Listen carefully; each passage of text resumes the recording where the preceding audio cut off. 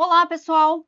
Janaína aqui novamente, sejam muito bem-vindos ao meu canal. O tema que a gente vai abordar hoje é a diferença dos conceitos de clima organizacional e de cultura organizacional. São dois termos muito utilizados, mas que por vezes as pessoas, até os profissionais, fazem referência de maneira equivocada, não utilizando os dois termos, não diferenciando de maneira correta. Não esqueçam, gente, temos vídeos sempre nas quartas-feiras, às 8 horas da noite, e nos domingos, às 8 horas da noite. Eu vou pedir para você, que ainda não é inscrito, se inscrever no meu canal, não deixa para o final, porque às vezes você esquece.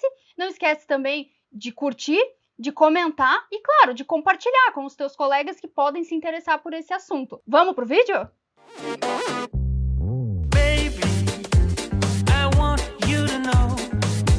Gente, então, se você é um profissional da área, se você está buscando uma recolocação profissional, se você é o dono de uma empresa, não importa o porte dela, é fundamental que você saiba diferenciar, que você conheça esses conceitos de cultura e clima organizacional. Vocês vão perceber ao longo da nossa conversa de hoje que eles são complementares, mas eles possuem algumas diferenças que, se a gente usa lá na prática ele de uma maneira equivocada, troca um termo por outro, vira uma confusão e a gente vai cometer um erro grosseiro. Então eu quero te convidar para a gente hoje, conhecer um pouco mais sobre esses termos, que eu tenho certeza que isso vai fazer diferença para você lá no teu ambiente de trabalho.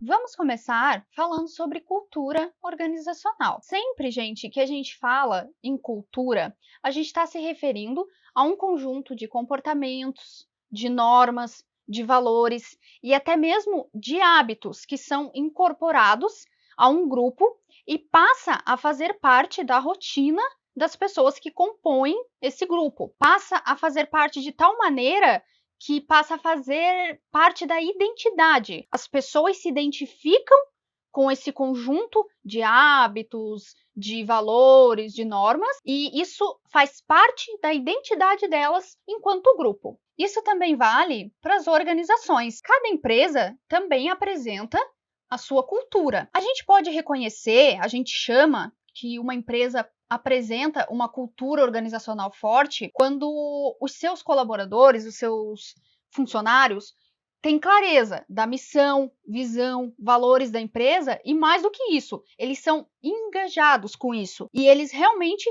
vestem a camisa, mostrando isso aí não apenas dentro da empresa, para as equipes, mas também fora. É uma empresa que passa a ser conhecida pelo engajamento dos colaboradores para com a organização. Existem aquelas empresas que apresentam uma cultura mais fechada, uma cultura mais engessada, como a gente costuma dizer. O que acontece? Elas são resistentes às mudanças, às inovações. Vou trazer alguns exemplos para vocês comuns desses tipos de organizações. Por exemplo, empresas com processos pouco estruturados, que têm medo de se arriscar no novo, ou que às vezes não possuem tanto conhecimento ou preparo para lidar com novos processos, novos projetos, novos sistemas, enfim. A gente tem também um outro exemplo, que é comum de acontecer nesse tipo de organização, que são as empresas familiares. Porque o que acontece? Geralmente, como se trata de uma empresa onde vem uma família ali na parte de gestão, de liderança, eles costumam trazer a dinâmica lá de casa para a organização e se torna um pouco complicado, às vezes, inovar. Porque, às vezes, eles têm receio de, se a gente inovar aqui, vai alterar a estrutura familiar lá em casa. Então, às vezes, se mistura um pouquinho. Não é regra, tá, gente? Eu só estou trazendo alguns exemplos das experiências que eu já vi em estudos e até na própria prática da gente. Vou trazer uma história para vocês, bem rapidinha, que talvez ajude a ilustrar a importância e a força que a cultura organizacional tem dentro das empresas. Vou contar para vocês, então, a história de uma senhora e ela fazia muito bem peixe. Ela fazia uma receita de um peixe e todas as pessoas da sua família vinham sempre para provar esse peixe. Ela começou a passar essa receita, os filhos faziam nas suas casas e os netos também. Enfim, todo mundo gostava daquela receita. O que ela fazia? Ela cortava ali no momento de fazer o peixe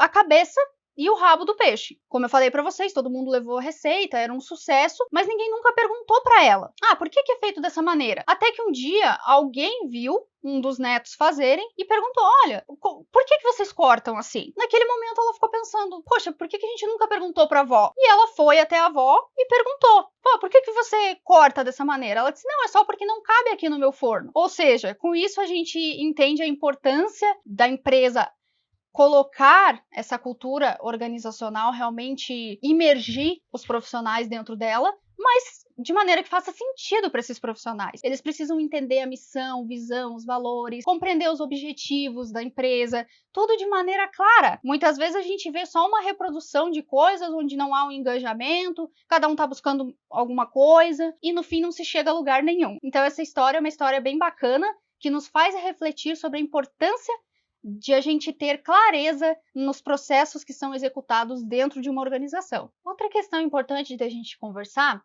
é possível mudar uma cultura organizacional? Sim, gente, é possível mudar. Contudo, uma empresa, ela é feita de pessoas. Pessoas, elas não mudam da noite para o dia. Existe toda uma questão de condicionamento, de aprendizagem social, que se reproduz, né, de um para o outro. Mas é possível sim. Isso tem que ser feito todo um processo que leva tempo e ele tem que ser muito bem conduzido, tem que ser feito de maneira adequada e transparente. Quem conduz? Quem é o indicado para conduzir, então, esse processo de mudança da cultura organizacional? Geralmente é um consultor externo, né, que não atua na organização, é o que a gente recomenda, até porque o profissional que já atua ali, ele já está imerso nessa cultura. Então, o ideal é que venha alguém de fora, com uma visão imparcial, onde ele consiga olhar de forma clara as necessidades e propor mudanças e atuações que sejam efetivas e eficazes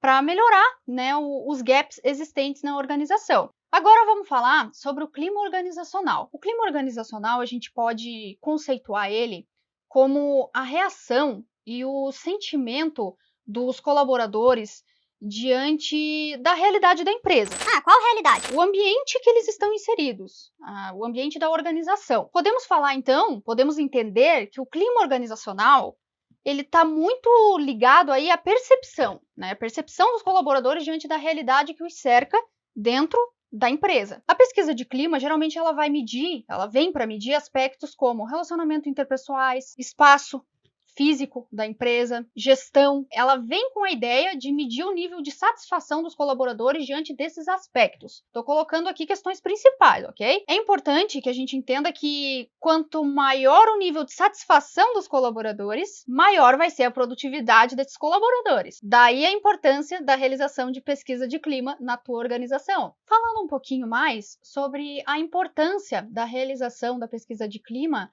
tanto para a empresa quanto para o colaborador.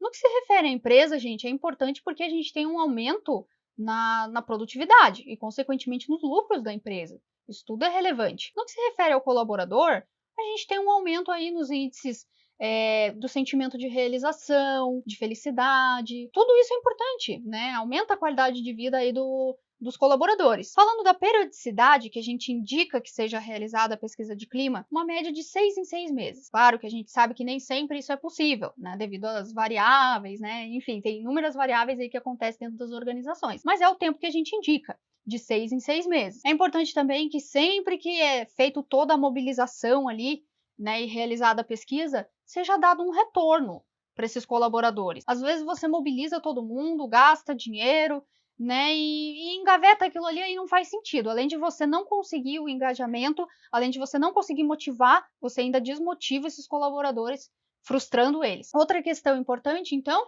depois que você realiza, você analisa os dados que você coletou, faz um plano de ação e executa as ações propostas, as ações que você viu ali que vão ser importantes para gerar mudanças bacanas. Claro, gente, tem que ser ações coerentes. Eu, dentro da minha experiência, eu já vi que às vezes em pesquisa de clima surgem algumas coisas assim que são muito fora da realidade, né? Que às vezes o colaborador pede, você tem que analisar bem aquilo que é possível, aquilo que é coerente e aquilo que vai ser relevante e vai gerar mudanças bem positivas e bacanas aí dentro da tua organização.